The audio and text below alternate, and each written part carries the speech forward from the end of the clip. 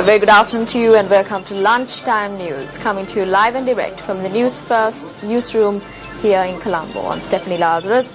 Let's start off with the headlines before we head into the news in detail. Enjoining order issued preventing the SLFP Central Committee from convening extended to the 7th of August. 190 persons arrested over the violation of election laws. 14 professions, including radiologists, on strike at the General Hospital in Colombo. And finally, body found in a travelling bag in Bastin, Mawata, Peta. Now, stories in detail.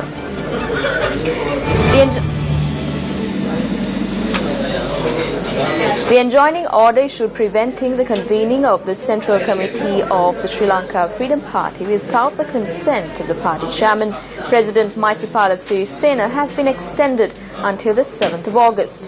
This order was issued by Colombo Additional District Judge Harsha Sethunga based on a request made by attorney at law T. Viragoda.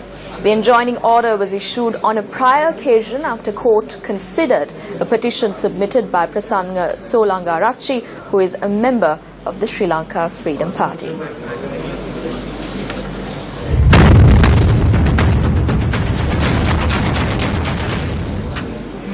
The police media unit says that it has received 87 complaints with regard to the upcoming general elections, adding that 27 individuals have been arrested in connection to those complaints. The police media unit also says that they had received 80 complaints with regard to the violation of election laws and that 190 persons had been arrested. The Election Secretariat stated that polling cards had been handed over to the Postal Department today for distribution ahead of the general elections. Additional Elections Commissioner M.M. Mohammed said that polling cards will be distributed to 15,044,491 people who are eligible to vote. The distribution of polling cards will take place until the 10th of August. Meanwhile, a meeting took place between the Elections Commissioner and party secretaries at the Election Secretariat yesterday. The meeting was held to discuss issues that may arise based on the instructions issued by the Elections Commissioner in order to conduct a free and fair election. At the meeting, special attention was drawn regarding certain candidates whose propaganda campaigns were found to be flouting election laws. Speaking to Newsfirst, Kirti Tenakun, the executive director at CAFE, had this to say about what he described as rising electoral violence. There were election violence reported in Akkarepattu, Sandalanka and Minuwangoda areas during the last 24 hours. It is very unfortunate that the scale of election violence are going up during the last 24 hours. And everyone knows that Akkarepattu is known for its very notorious election violence throughout last 6-7 years. And there were 6 people were injured and 1 person severely injured were hospitalized during these clashes yesterday. And in Sandalanka, 4 people injured with election violence and 1 person hospitalized with injuries. And in Minuwangoda, both UNP and the UPFA propaganda centers were attacked and considerable damage of property has taken place during these attacks. Even though the police is doing the maximum to enforce the law, we urged the relevant political parties to act responsibility and to minimize this election violence which is rising during the last 24 hours. Still in local news, Prime Minister Ranil Wickremesinghe addressed a public rally in Walasmulla yesterday. They said that the king was on top, but he fell onto the ground on the 8th. That is what happened. He is contesting from Kurunegala and not from Hambantota. There is no Mahinda Rajapaksa or Gotabaya Rajapaksa or Basil Rajapaksa in this district.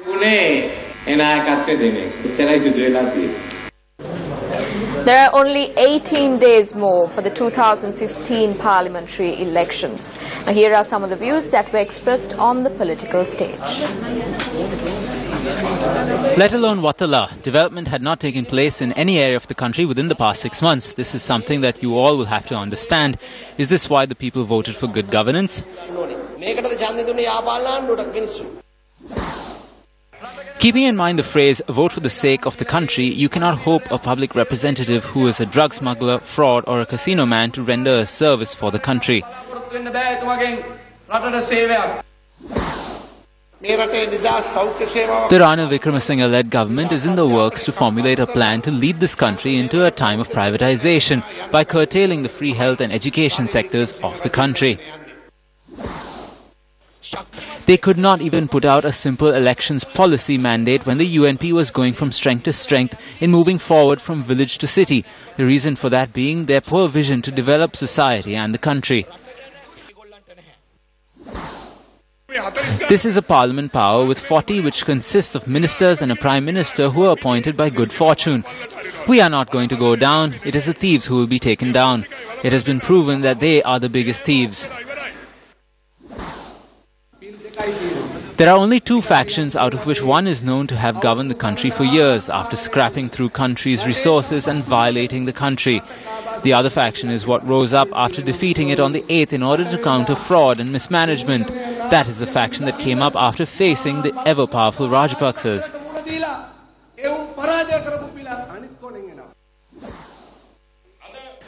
When you go to a village, you can see the standards that they are at. You will also be able to gauge whether those villages have been developed and will even wonder what happened to the tea, rubber and the samurti. They have all been curtailed. Where is Ranil Wickremesinghe heading after curtailing everything? The only party that has won the trust of artists and trade union members is the JVP. We do not have the sons of presidents or ministers. We are your children who are born in normal families. Professions supplementary to medicine and other trades engaged in strike today, citing several reasons, including the delay in presenting the cabinet bill on promotions and the failure to provide the special allowance. The strike action commenced at 8 this morning at the National Hospital in Colombo.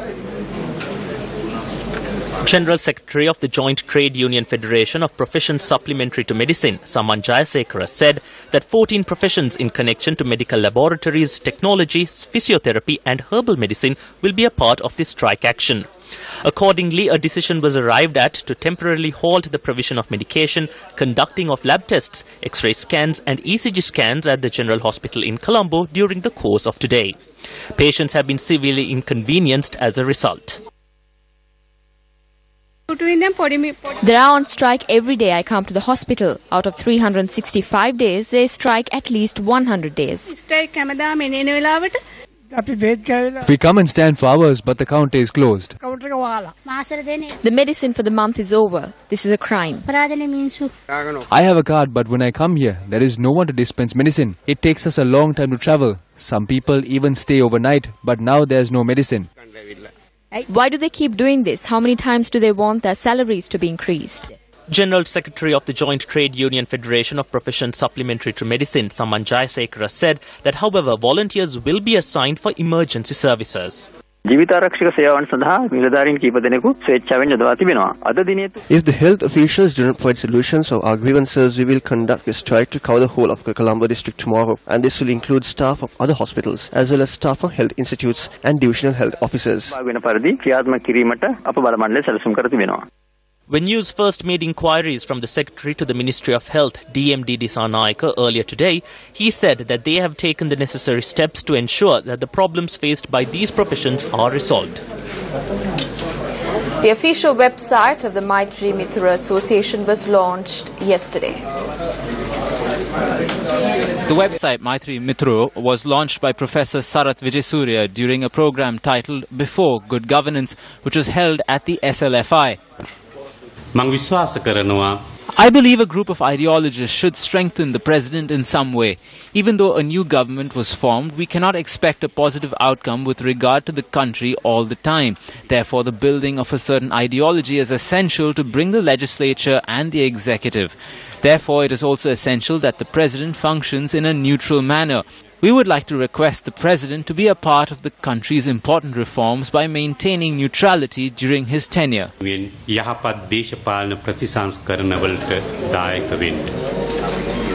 As mentioned on the headlines, the body had been discovered in a bag this morning at the Bastian Mawatha bus stand in Petta.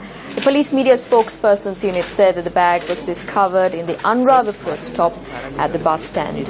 A trader had called the Fort Police when he discovered the body upon investigating the contents of the bag.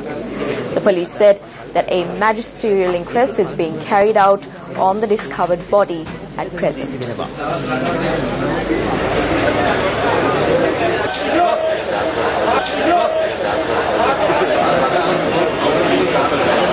The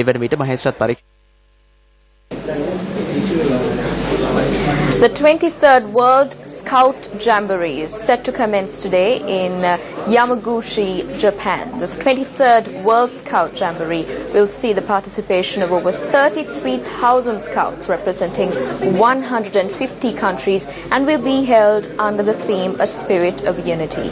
The Jamboree will conclude on the 8th of August.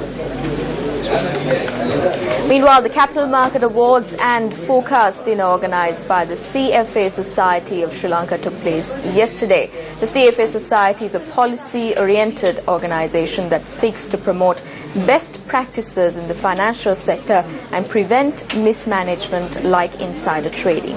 The keynote speaker at the event was Shamindra Pereira, Managing Director with Russell Investments in London, which manages a portfolio worth $275 billion in assets. He had these words of advice for the audience. Momentum is a very powerful driver of markets, and momentum works until it doesn't work and the momentum reverses. So momentum is a style. Quality is another style that's actually in favor today. Quality is buying companies with very stable earnings, low leverage, and predictable and low volatile dividends and prices. That belief set needs to drive your behavior, because, as we know, you're not the only smart investor around. The market is full of smart investors. Most people believe that the market is efficient anyway. But because there are lots of smart people like you out there trying to outsmart each other, that all information is priced into the market. It's important that your beliefs are unique, and it's important that you have insight that's different to the average person in the market. And most importantly, where a lot of people fall short, is that the value in your good ideas isn't lost between the generation of the idea and the implementation. Well, before we wrap up, remember we are just a click away. You can simply log on to our website www.newsfirst.lk to know what the latest are. That's all the news we've got for you this hour. Join us again at 1:55 as we keep you on the know of the latest.